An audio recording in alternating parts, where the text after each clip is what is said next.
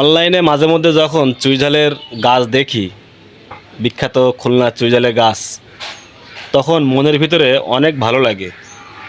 তখন ভাবি যে না, আমার বাড়িতেও একটা চুইঝালের গাছ আছে, সেই খুলনার বিখ্যাত চুইঝালের গাছ আমার বাড়িতেও একটা আছে।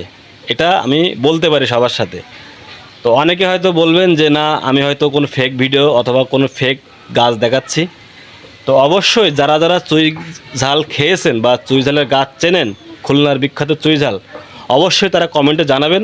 আর আমি ক্যামেরাটা একটু কাছে নিয়ে দেখাচ্ছি, দেখেন এটা চুই ঝাল আসলেই চুই ঝাল কিনা বা চুই ঝালের গাছ কিনা। দেখেন, এই দেখেন, এই দেখেন,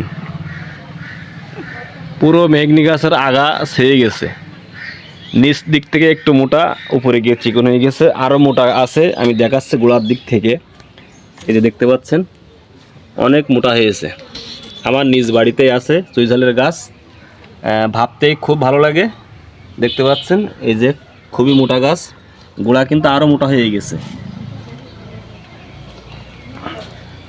তো এটা আসলে অরিজিনাল চুইঝাল কিনা অবশ্যই কমেন্টে জানাবেন। সকালে ভালো থাকবেন। রমজান মাসের সবাইকে আল্লাহ তাআলা সুস্থতা দান করুক, সবাইকে রোজা রাখার তৌফিক দান করুক। আল্লাহ হাফেজ।